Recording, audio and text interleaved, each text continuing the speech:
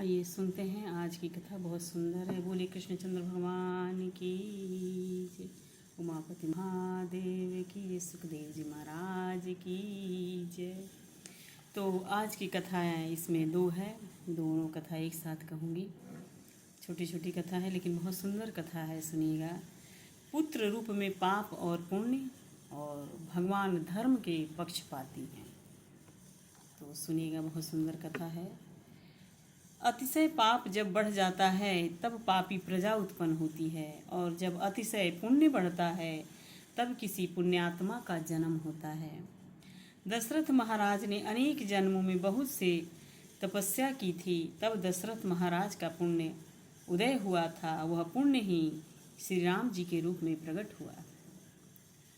कहते हैं, जनक सुकृति मूरति वैदेही, दशरथ सुकृति राम धरि देही।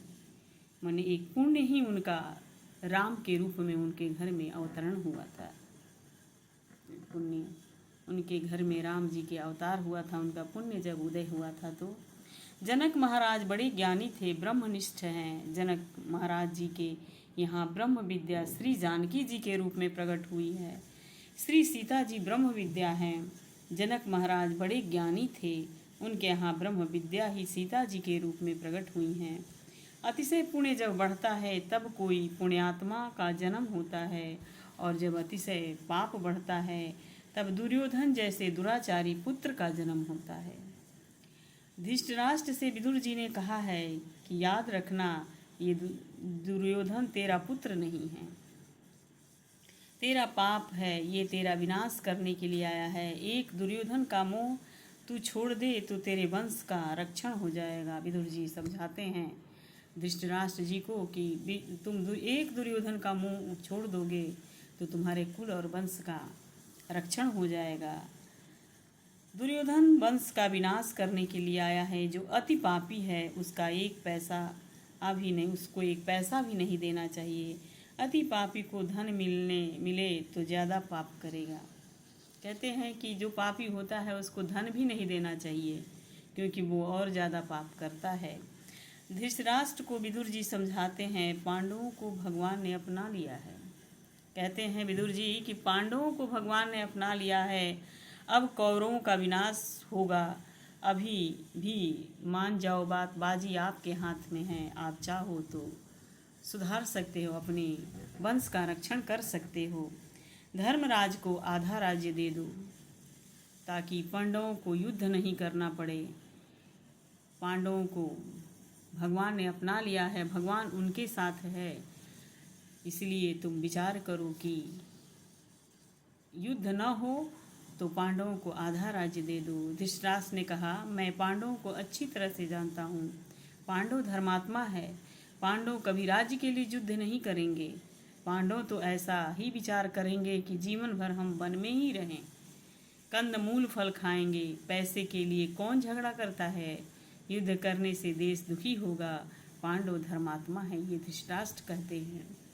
धृतराष्ट्र को ऐसा दृढ़ विश्वास था कि पांडव कभी युद्ध नहीं करेंगे और मेरे पुत्र दुर्योधन का कभी विनाश नहीं होने वाला है, ऐसा उनको मन में शंका था। लेकिन अगर पांडव नहीं युद्ध करते तो श्री कृष्ण का था कि हम पांडवों के लिए श्री कृष्ण युद्ध जरूर करते। तो आगे की कथा है, भगवान धर्म के पक्षपाती है। विदुर जी ने कहा, याद रखना, पांडव कदाचित युद्ध न करें तो श्री कृष्ण युद्ध करेंगे। श्री कृष्ण धर्म पक्षपाती हैं। गीता जी में भगवान अर्जुन से पूछा था, आप जगत में क्यों आते हैं? गीता जी में भगवान से अर्जुन ने पूछा था, गलती हो गई पढ़ने में। अर्जुन ने पूछा था, आप जगत में क्यों आते हैं? भगवान ने ऐसा कहा नहीं कि मैं किसी को मुक्ति देने के लिए आता हूँ। भगवान ने कभी ऐसा नहीं कहा कि मैंने किसी को मुक्ति देने के लिए आता हूँ, मैं किसी को आनंद देने के लिए आता हूँ। भगवान ने कहा, मुझे धर्म अतिशय प्रिय है, धर्म का रक्षण करने के लिए मैं जगत में आता हूँ, और जब जब धर्म की हानि होती है तब तब मैं पृथ्वी पर मनुष्य रूप में अवतार लेता हूँ। धर्म संस्थापनाय धसंभवामि युगे युगे। धर्म संस्थापनार्थाय संभवामि युगे युगे। श्री कृष्ण को सनातन धर्म अतिशय प्रिय है। जिस घर में धर्म है उसी घर में भगवान है। जिस घर में धर्म नहीं है उस घर में भगवान विराजते नहीं हैं। कितने ही लोग पुस्तकें पढ़ करके ब्रह्म ज्ञान की बातें करते हैं, धर्म का पालन नहीं करते, केवल बातें करते हैं। कितने ही लोग जगत को दिखाने के लिए थोड़ी सी भक्ति करते हैं कि मैं भक्त हूँ, मैं वैष्णव हूँ, मैं धर्म का पालन, मगर वह धर्म का पालन नहीं करते। जिस ज्ञान में भक्ति में धर्म का साथ नहीं है वह धर्म विरुद्ध भक्ति है, धर्म विरुद्ध ज्ञान है। भगवान को वह प्रिय नहीं होता, भगवान को धर्म प्रिय है। जिस घर में धर्म नहीं है उस घर में कुछ भी नहीं है।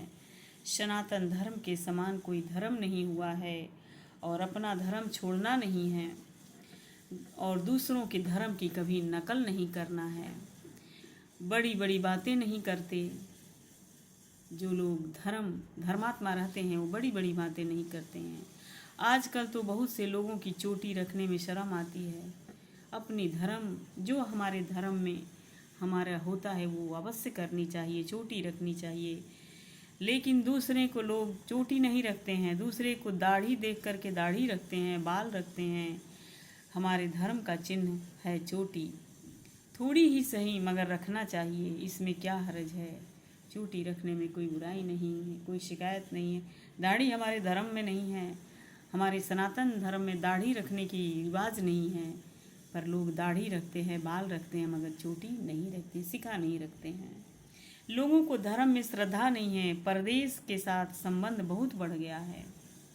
कहते हैं परदेश के साथ संबंध बहुत बढ़ गया है, उसी से धर्म में श्रद्धा नहीं है, श्रद्धा जाती रही है।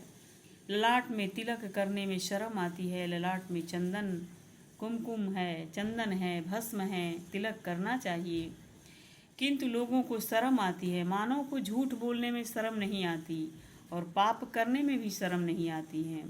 गले में तुलसी की माला धारण करनी चाहिए, गले में रुद्राक्ष की माला धारण करना चाहिए और पाप करने में शर्म नहीं आती है, लेकिन माला धारण करने में शर्म आती है। पर धर्म में श्रद्धा नहीं है, इसलिए शर्म आती है। जिस भक्त में धर्म का साथ नहीं है, जिस भक्ति में धर्म का साथ नहीं है, वह भक्ति भगवान को प्रिय नहीं होती है। भगवान जगत में धर्म के लिए आते हैं, धर्म ही भगवान है। विष्णु सहस्त्र नाम का जो पाठ करते हैं उनको खबर है कि विष्णु सहस्त्र नाम में धर्म भगवान का ही नाम है। धर्मो धर्म विद्युतम। श्री शंकराचार्य महाराज ने इसके ऊपर भाष्य भी लिखा है। भाष्य में लिखा है कि जब तक देह का भान है तब तक धर्म की सभी को ज़रूरत है। ज्ञानी को, यानी जब तक हमें पता है कि हमारा शरीर चल रहा है, हमें भान है अपने शरीर का, तब तक हमें धर्म का साथ देना चाहिए। चाहे जो हो जाए, योगी हो जाए, चाहे जो हो, धर्म का साथ जरूर देना चाहिए। जिसको याद आता है कि मैं पुरुष हूँ, मैं स्त्री हूँ, वह धर्म छोड़े तो उसका बड़ा पतन होता है।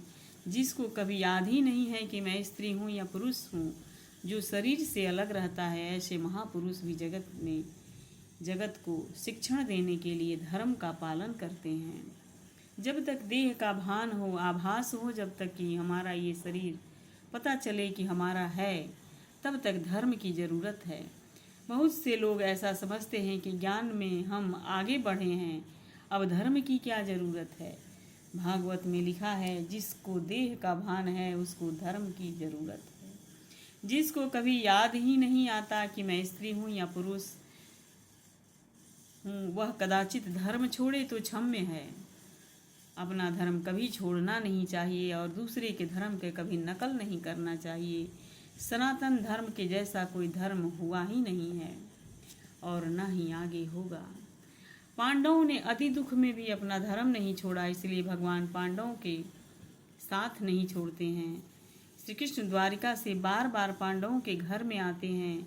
भगवान को ऐसा करने की क्या ज़रूरत है? उनके पास तो सोने की द्वारिका है, सर्व प्रकार का ऐश्वर्य है। वह छोड़ करके पांडवों के घर में आते हैं कि महाधर्म है। जहाँ धर्म है वहीं भगवान है। जिस घर में धर्म नहीं है उस घर में भगवान नहीं आते। इसलिए हमें धर्म का साथ नहीं छोड़ना चाहिए। और जो हमारे हमारे धर्म में आता है, जो हमारे पूर्वजों ने, जो हमारे घर में जो होता है, इस जैसे पूजा पाठ, चाहे कोई भी धर्म हमारे घर में है, उसको भी नहीं छोड़ना चाहिए। दूसरे का घर देख करके अपने घर में कभी वो चीज़ की नकल नहीं करना चाहिए। हमको इससे यही मिलता है, अपना धर्म नहीं छोड़ना चाहिए। बोले श्री कृष्णचंद्र भगवान की जय। कोई गलती हो गई तो क्षमा कीजिएगा, पढ़ने में थोड़ी मुझे से हो जाती है गलती, उसके लिए मैं माफ़ी चाहती हूँ। पर बहुत सुंदर कथा है, छोटी छोटी कथाएं हैं इसमें, बड़ी सुंदर और प्रेरणादायक कथाएं हैं। और आगे की कथा है रसोई घर अन्नपूर्णा माता का मंदिर है। तो दूसरे एपिसोड में मैं कहती हूँ इस कथा को।